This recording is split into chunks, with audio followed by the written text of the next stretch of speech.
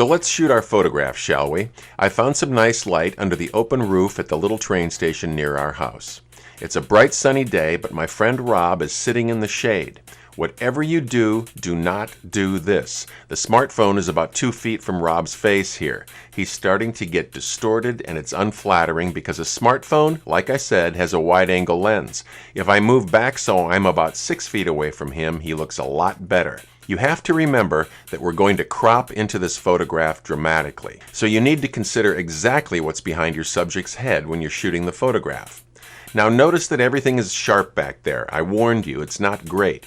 You need a really simple background, so let's go someplace else. How about a brick wall?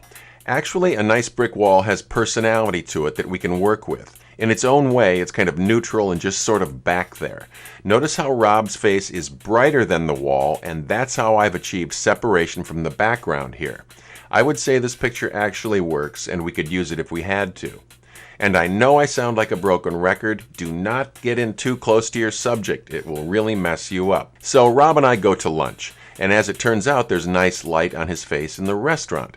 It's nice light, but the background is lousy. Trust me, you will not like a background that looks like this. So we pay the bill, and we're on our way out of the restaurant. We pass a table that's close to a window, and there's no one sitting there, and there's nice light there. So we duck into the table, and I quick shoot a picture of Rob. Remember, you need to be 6 feet away from your subject and not 2 feet away from your subject. Really nice. So now that we've got a photograph we know is going to work, we can edit it and create a masterpiece. Go to the Edit function, and we choose the Cropping tool.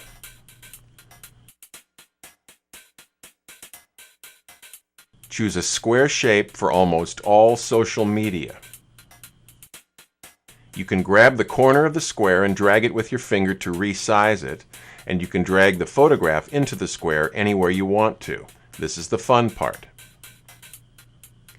The picture gets larger automatically so you can see it, and now we click the little option button here, and we can choose one of the 3 black and white versions on an iPhone, for example. This one looks good. Click on that option button again, and you can then lighten the picture if it needs it, and this one does. And then choose this menu right here and lighten up the shadows, which will add some detail to the dark side of his face.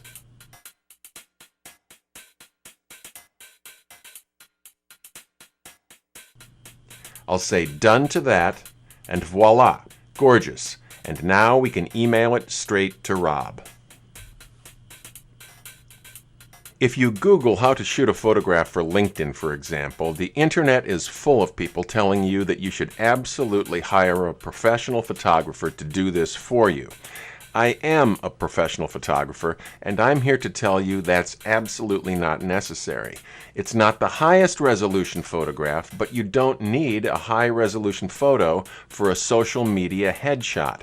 That's why we were able to get away with the tight crop.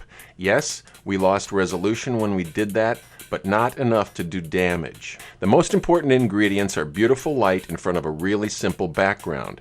Hanging a piece of poster board on a wall behind someone might be a good solution. And it doesn't hurt to have a subject that looks like a movie star, admittedly. Also, did I mention you should hold the camera 6 feet from your subject and not 2 feet, or you'll get a distorted human being in your photograph?